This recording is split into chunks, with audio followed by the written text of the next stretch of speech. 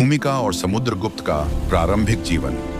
भारत लगभग 1700 साल पहले गुप्त साम्राज्य अपने विकास के दौर में था, पर अभी वह शक्ति नहीं बना था जिसे बाद में दुनिया भारत का स्वर्ण युग कहेगी। इसी समय जन्म लेता है एक बालक समुद्रगुप्त, जो आगे चलकर भारतीय इतिहास का सबसे महान विजेता बनता है। समुद्रगुप्त बचपन से ही असाधारण थे।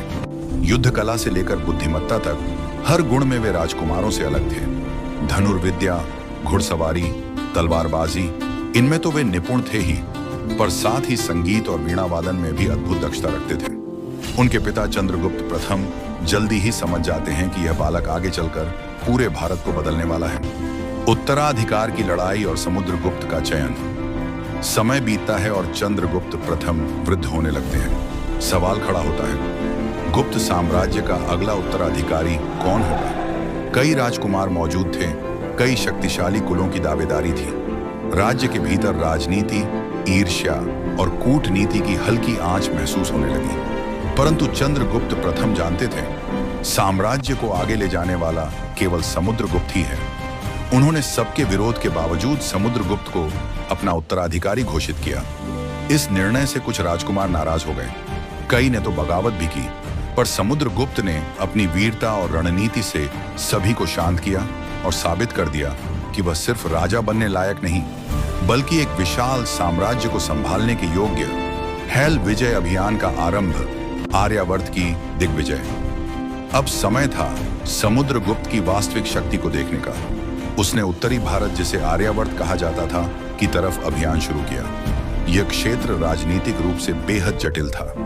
शक्तिशाली राज्य, गठबंधन, बार बार बदलती निष्ठाएं, सब मिलाकर उत्तरी भारत को जीतना आसान नहीं था। लेकिन समुद्रगुप्त की सेना अनुशासित, तेज और रणनीतिक थी। एक एक कर उसने आर्यावर्त के 9 शक्तिशाली राजाओं को पराजित किया। कई युद्ध कठिन थे, पर हर जगह एक ही परिणाम आया, समुद्रगुप्त की विजय। समुद्रगुप्त इस समय तक उत्तरी भारत का निर्विवाद सम्राट बन चुका था। उसकी ख्याति दूर दूर तक फैलने लगी थी। दक्षिण भारत की महान दिग्विजय। अब बारी थी दक्षिण भारत की। समुद्रगुप्त एक विशाल सेना लेकर दक्षिण की ओर चला। उसके रास्ते में 12 शक्तिशाली राज्य आए, कांची, कोसल, पांड्य, चेर, पल्लव, जो अपने अपने क्षेत्र के बलशाली राजा थे। लेकिन समुद्रगुप्त ने एक खास नीति अपनाई। वह दक्षिण के राजाओं को पूरी तरह नष्ट करने नहीं आया था। वह उनके साथ युद्ध करता, जीतता, पर फिर उन्हें उनका राज्य वापस दे देता। सिर्फ एक शर्त, वे गुप्त साम्राज्य की अधीनता स्वीकार करें और समय समय पर कर दें। यह उसकी दूरदर्शिता थी। वह जानता था कि दक्षिण के राज्यों को सीधे नियंत्रित करना कठिन होगा, इसलिए कूटनीति के साथ साम्राज्य विस्तारित करना ही बुद्धिमानी है। कूटनीति, कला और धार्मिक सहिष्णुता। समुद्रगुप्त जितना महान योद्धा था, उतना ही उदार और संवेदनशील शासक भी था। उसकी शासन नीति धार्मिक सहिष्णुता पर आधारित थी। वह हिंदू था, पर उसने बौद्धों, जैनों और अन्य संप्रदायों को समान सम्मान दिया। श्रीलंका के राजा मेघवर्मन ने जब भारत में एक बौद्ध विहार बनाने का प्रस्ताव भेजा, समुद्रगुप्त ने न केवल इसकी अनुमति दी, बल्कि पूरा सहयोग भी दिया। कला और संगीत के क्षेत्र में भी वह अद्भुत था। उसके सिक्कों पर वीणा बजाते हुए उसकी छवि यह बताती है कि वह केवल तलवार का धनी नहीं, बल्कि कला का रक्षक भी था। प्रशासन, न्याय और जनता का जीवन। समुद्रगुप्त की प्रशासन व्यवस्था मजबूत और संगठित थी।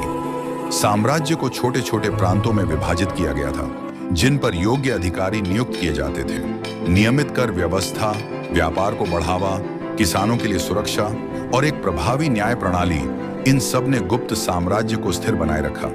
उसके शासन में सड़कों का विस्तार हुआ, व्यापार बढ़ा, कला साहित्य का विकास हुआ और आम जनता सुरक्षित जीवन जीने लगी। ऐसा कहा जाता है कि समुद्रगुप्त के समय प्रजा इतनी खुशहाल थी कि किसी घर का दरवाजा भी बंद करने की आवश्यकता नहीं पड़ती थी। समुद्रगुप्त की मृत्यु और अमर विरासत। समुद्रगुप्त का जीवन युद्ध, कूटनीति और महान उपलब्धियों से भरा था। लगभग 375 ईस्वी के आसपास उसका निधन हुआ। उसके बाद उसके पुत्र चंद्रगुप्त द्वितीय विक्रमादित्य सिंहासन पर आए, जिन्होंने गुप्त साम्राज्य को भारत के स्वर्ण युग तक पहुंचाया। लेकिन उस स्वर्ण युग की नींव समुद्रगुप्त ने ही रखी थी। आज भी इतिहासकार मानते हैं कि भारत के इतिहास में समुद्रगुप्त जैसा विजेता, रणनीतिकार और उदार सम्राट शायद ही कभी हुआ हो। उसकी 100 से अधिक विजयों ने उसे भारतीय नेपोलियन बना दिया, पर उसकी कला प्रेम, उदारता और धर्मनिष्ठा ने उसे अमर बना दिया।